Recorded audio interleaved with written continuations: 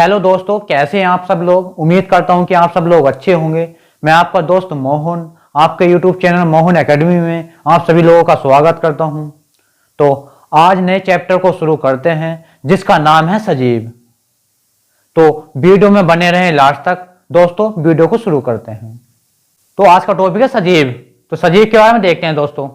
तो सजीव जिनमें जीवन होता है, जिनमें जैविक प्रक्रिया संपन्न होती है, सजीव कहलाते हैं। तो दोस्तों पेड़ पौधे, मनुष्य, जानवर आदि। दोस्तों चित्र में देख लीजिए आप, पेड़ पौधे, मनुष्य, जानवर आदि। तो ये सब क्या है? ये सब सजीव हैं। तो नेक्स्ट है निर्जीव। तो निर्जीव के बारे में देखते हैं। ऐसी वस्तुएं जिनमें जैविक लक्षणों का अभाव होता है तथा ये कभी भी जीवित नहीं होती, वे निर्जीव कहलाती हैं। तो दोस्तों ऐसी वस्तुएं जिनमें जैविक लक्षणों का अभाव होता है तथा ये कभी भी जीवित नहीं होती, तो वे निर्जीव कहलाती है। जैसे कुर्सी, मेज, लकड़ी, ईंट, मृदा, जल, वायु, चट्टानें आदि। तो दोस्तों चित्र में देख लीजिए आप, कुर्सी, मेज, लकड़ी, ईंट, मृदा, जल, वायु, चट्टानें आदि। तो इन सभी का चित्र देख लीजिए आप। इसकी बनावट, इसके आकार, इसका कलर किस तरह का है। तो नेक्स्ट है मृत पदार्थ। तो मृत पदार्थ क्या है? ऐसी वस्तुएं जो प्रारंभ में जीवन में तथा बाद में किसी कारणवश मृत हो गए तो मृत पदार्थ कहलाते हैं। तो ऐसी वस्तुएं जो प्रारंभ में तो जीवित हो और बाद में जो है किसी कारणवश तो मृत अवस्था में पहुंच गई, तो ऐसे पदार्थ जो है मृत पदार्थ कहलाते हैं। जैसे कंठ मतलब लकड़ी, अस्थियां मतलब हड्डी, मृत पत्तियां, मृत तना एवं जड़ें आदि। तो कौन कौन से? कंठ, लकड़ी, अस्थियां मतलब हड्डियां, मृत पत्तियां, मृत तना एवं जड़ें आदि। तो पृथ्वी पर उपस्थित समस्त वस्तुओं को 3 समूह में बांटा गया है। तो पृथ्वी पर उपस्थित समस्त वस्तुओं को 3 समूह में बांटा गया है। जैसे नंबर 1 है सजीव, नंबर 2 निर्जीव, नंबर 3 मृत पदार्थ। तो दोस्तों मैं इन तीनों के बारे में आपको पढ़ा चुका हूं। सजीव के बारे में पढ़ा दिया, निर्जीव के बारे में बताया आपको और मृत पदार्थ के बारे में बता दिया। तो नेक्स्ट है सभी सजीव वस्तुओं को भोजन की आवश्यकता होती है। तो सभी सजीव वस्तुओं को भोजन की आवश्यकता होती है। तो सभी सजीवों को भोजन से ऊर्जा प्राप्त होती है। उसका ए है पेड़ पौधे। तो पेड़ पौधे का में देखेंगे हम। तो हरे पेड़ पौधे प्रकाश संश्लेषण के द्वारा अपना भोजन स्वयं बनाते हैं।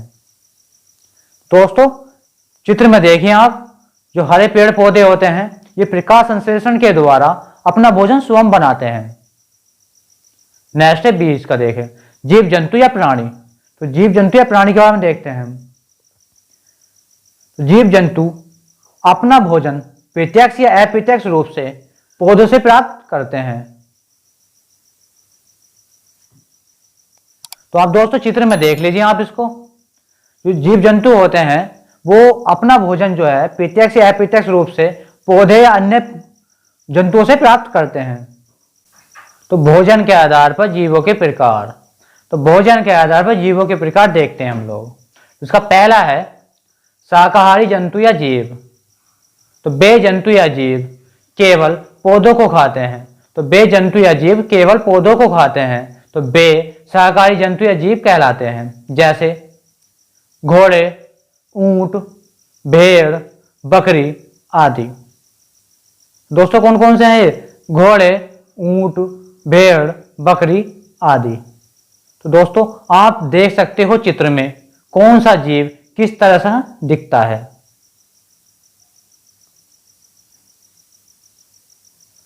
तो नेक्स्ट है मांसाहारी जंतु या जीव। तो मांसाहारी जंतु या जीव वे जंतु या जीव जो केवल जंतुओं को खाते हैं। तो वे जंतु या जीव जो केवल जंतुओं को खाते हैं वह मांसाहारी जंतु या जीव कहलाते हैं। जैसे शेर, चीता, भेड़िया, लोमड़ी आदि। तो दोस्तों आप देख सकते हो चित्र में कौन सा जीव किस तरह का दिखता है।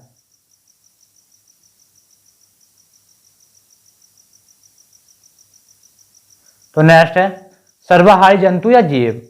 तो सर्वाहारी जंतु या जीव के बारे में देखते हैं। तो वे जंतु या जीव जो पौधे और जंतु दोनों को खाते हैं। तो वे जंतु या जीव जो पौधे और जंतु दोनों को खाते हैं वह सर्वाहारी जंतु या जीव कहलाते हैं। जैसे मनुष्य, कुत्ता, बिल्ली आदि। दोस्तों कौन कौन से? मनुष्य, कुत्ता, बिल्ली आदि। तो आप देख सकते हो चित्र में कौन सा जीव किस तरह का दिखता है। आप देख लीजिए चित्र में। तो नेक्स्ट है सभी सजीव श्वसन करते हैं। तो सभी सजीव जो है श्वसन करते हैं। श्वसन का मतलब है सांस लेना। अब देखते हैं हरे पेड़ पौधों के बारे में देखते हैं। तो प्रकाश संश्लेषण प्रक्रिया। तो प्रकाश संश्लेषण प्रक्रिया तो प्रकाश संश्लेषण प्रक्रिया में पौधे कार्बन डाइऑक्साइड, तो कार्बन डाइऑक्साइड का सूत्र क्या होता है? CO2 अंदर लेते हैं और ऑक्सीजन गैस बाहर निकालते हैं। दोस्तों ऑक्सीजन का सूत्र क्या होता है? O2।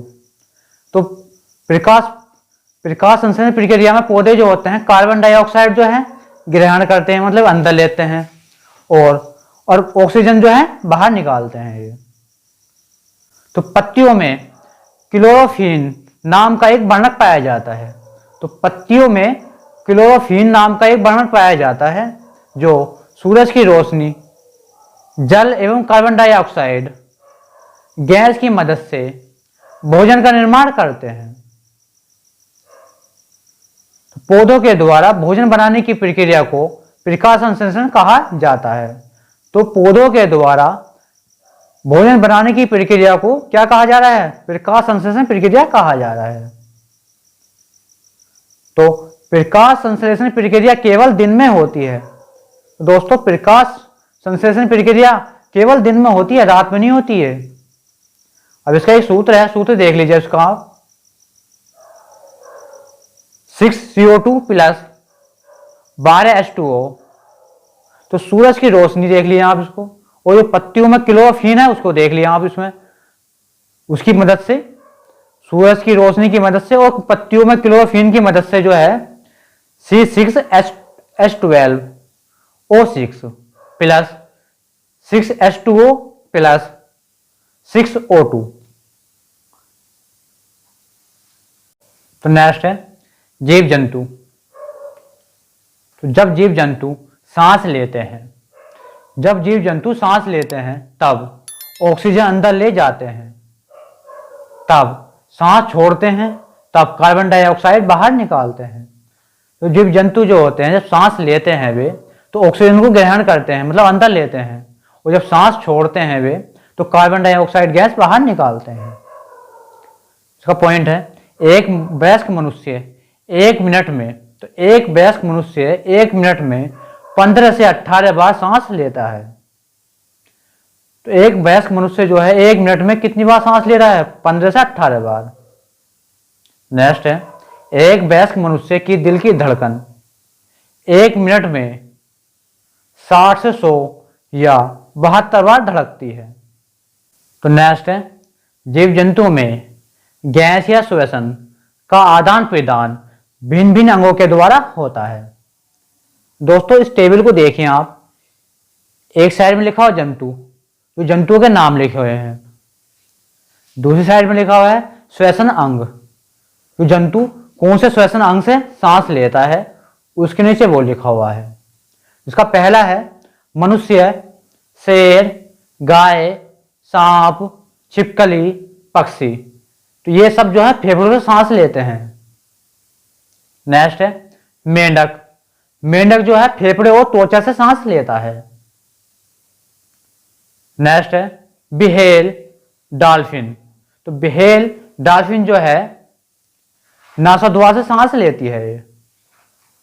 नेक्स्ट है मछली, मछली जो है गिल या क्लोम से सांस लेती है। नेक्स्ट है केंचुआ, तो केंचुआ जो है त्वचा से सांस लेता है ये।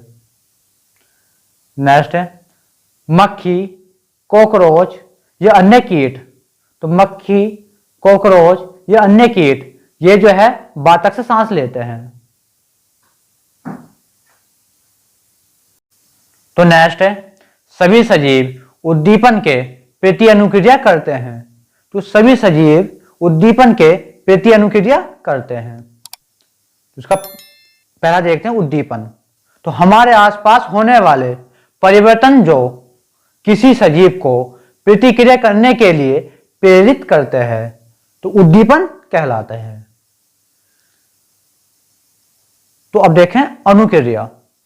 जो प्रतिक्रिया सजीव परिवर्तन के प्रति करते हैं उसे अनुक्रिया कहते हैं। तो दोस्तों इसको जो है एग्जाम्पल से देखते हैं, एग्जाम्पल से आएगा समझ में इसका, सहरा निचोड़ो। तो इसका एग्जाम्पल देखते हैं। पहला, जब हम गर्म वस्तु को छूते हैं तब हम एकदम अपना हाथ पीछे खींच लेते हैं। तो इसमें उद्दीपन और अनुक्रिया बतानी है। तो दोस्तों उद्दीपन हो जाए गर्म वस्तु और अनुक्रिया हो जाएगा हाथ पीछे खींचना। तो दोस्तों उद्दीपन, जब हम गर्म वस्तु को छूते हैं तो गर्म वस्तु जो हो जाएगी उद्दीपन हो जाएगी। और अनुक्रिया क्या होगी, जब हम गर्म वस्तु को छूते हैं तो उसमें जो है जब हमें गर्म लगती है, हाथ जलता है तो उसको जो है अपने हाथ को पीछे खींचते हैं तो वो क्या हो जाएगा, अनुक्रिया हो जाएगी। तो नेक्स्ट एग्जाम्पल है कॉकरोच रोशनी देखकर छिप जाते हैं। तो कॉकरोच रोशनी देखकर छिप जाते हैं। तो इसमें उद्दीपन और अनुक्रिया बतानी है। तो उद्दीपन हो जाएगी इसमें दोस्तों रोशनी और अनुक्रिया हो जाएगी कॉकरोच का छिपना। तो दोस्तों देखा होगा आपने, कॉकरोच जो है रोशनी को देख करके छिप जाता है। तो दोस्तों रोशनी जो होगी उद्दीपन हो गया और अनुक्रिया क्या होगी, कॉकरोच को छिपना। जो छिपना जो होगी अनुक्रिया हो गई। तो नेक्स्ट एग्जाम्पल है इसका तीसरा, अपने मनपसंद व्यंजन को देखकर हमारे मुंह में पानी आ जाता है। जिसमें भी दोस्तों उद्दीपन और अनुक्रिया बतानी है। तो दोस्तों उद्दीपन हो जाएगा मनपसंद व्यंजन या भोजन हो जाएगा इसका, और अनुक्रिया हो जाएगी मुंह में पानी आना। दोस्तों जब अपने मनपसंद व्यंजन को देखते हैं, भोजन को देखते हैं तो हमारे मुंह में पानी आ जाता है। तो पानी आना क्या हो जाएगा, अनुक्रिया हो जाएगी। उद्दीपन को देख के उद्दीपन हो गया भोजन को देख करके, तो हमारे मुंह में जो है पानी आ रहा है। तो नेक्स्ट एग्जाम्पल है चौथा, सूरज के छिपने के पश्चात कुछ फूल बंद हो जाते हैं। तो इसमें जो है उद्दीपन और अनुक्रिया बतानी है।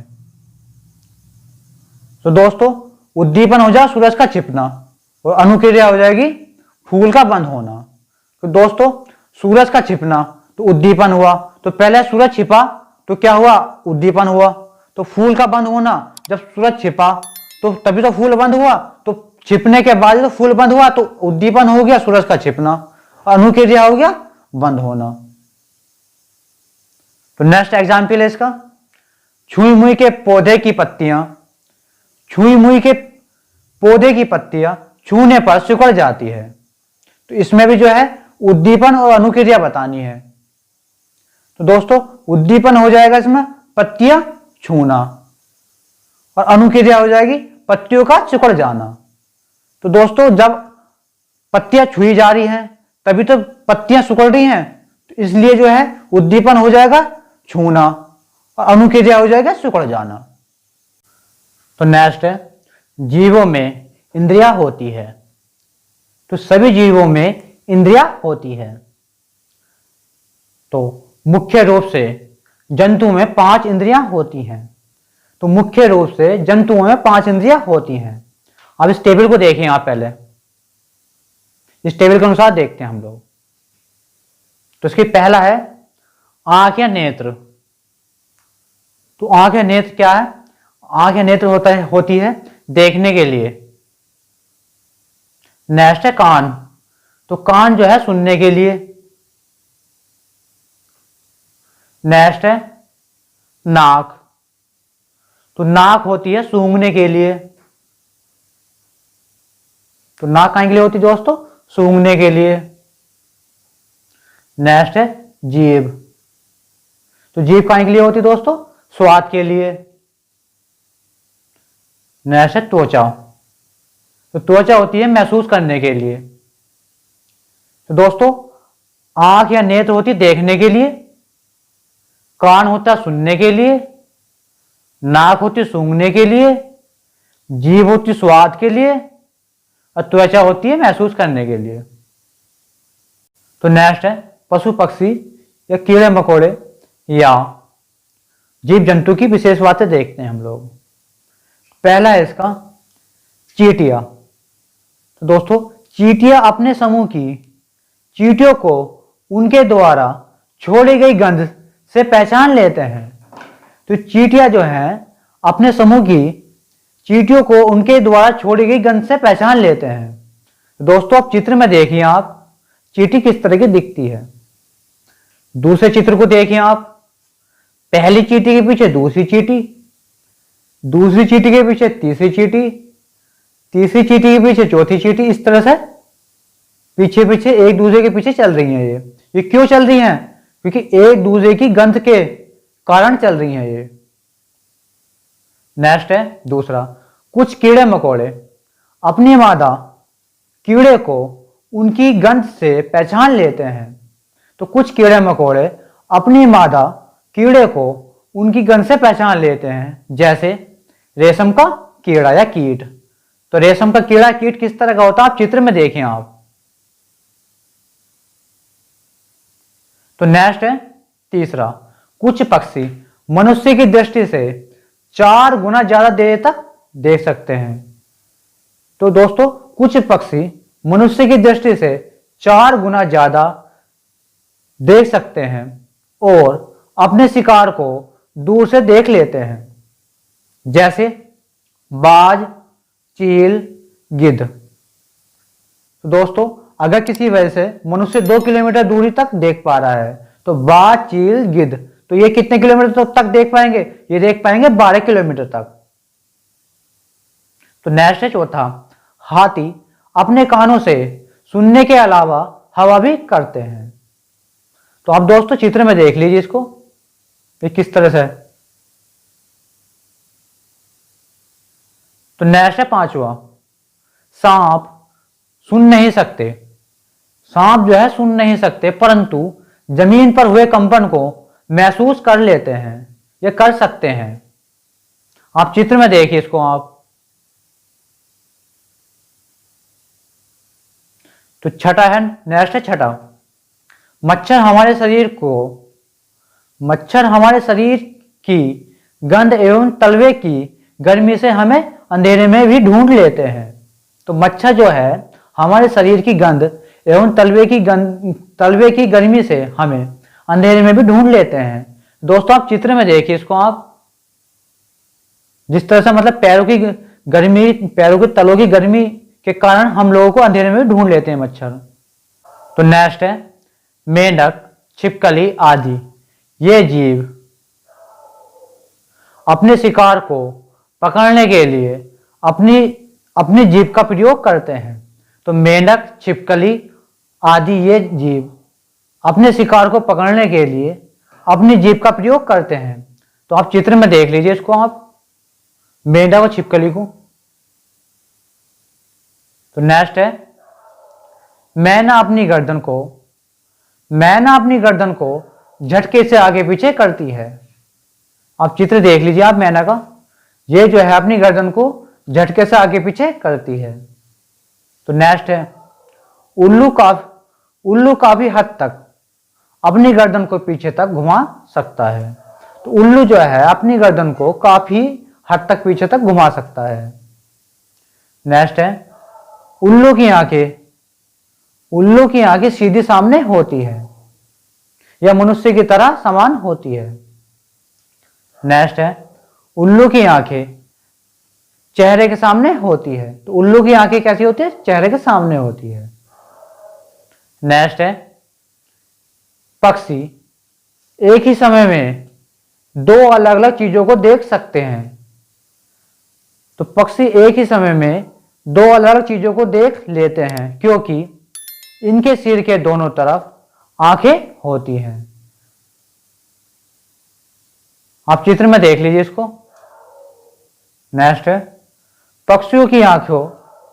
पक्षियों की आंखों की पुतलियां घूम नहीं सकती, इसलिए ये अपनी गर्दन को घुमाकर अपने आसपास देखते हैं। तो दोस्तों, पक्षियों की आंखों की पुतलियां घूम नहीं सकती, इसलिए ये अपनी गर्दन को घुमाकर अपने आसपास की चीजों को देख सकते हैं। नेक्स्ट है, कुछ जंतु उड़ते हैं। तो कुछ जंतु उड़ते हैं, जैसे पक्षी अपने पंखों की मदद से उड़ते हैं। नेक्स्ट दूसरा पॉइंट इसका, शुतुरमुर्ग, एमू, कीवी, पेंगुइन, रिया, ये ना उड़ने वाले पक्षी हैं। तो कौन कौन से? शुतुरमुर्ग, एमू, कीवी, पेंगुइन, रिया, ना उड़ने वाले पक्षी हैं। तो तीसरा पॉइंट इसका, शुतुरमुर्ग और एमू पक्षी काफी तेज गति से भाग सकते हैं। तो शुतुरमुर्ग और एमू जो है पक्षी, ये काफी तेज गति से भाग सकते हैं। तो नेक्स्ट है, कुछ जंतु तैरते हैं, जैसे मछली, बत्तख, मेंढक आदि। तो मछली अपनी धारा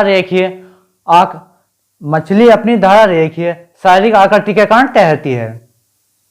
बत्तख अपनी जल युक्त पादा गुलियों के कारण तैरती है। तो मेंढक अपनी पादा गुलियों के कारण तैरता है। तो नेक्स्ट है, कुछ जंतु फुदकते हैं। तो कुछ जंतु फुदकते हैं, जैसे मेंढक। तो मेंढक फुदकता भी है। तो नेक्स्ट है, कुछ जंतु चलते, चढ़ते, उतरते भी हैं।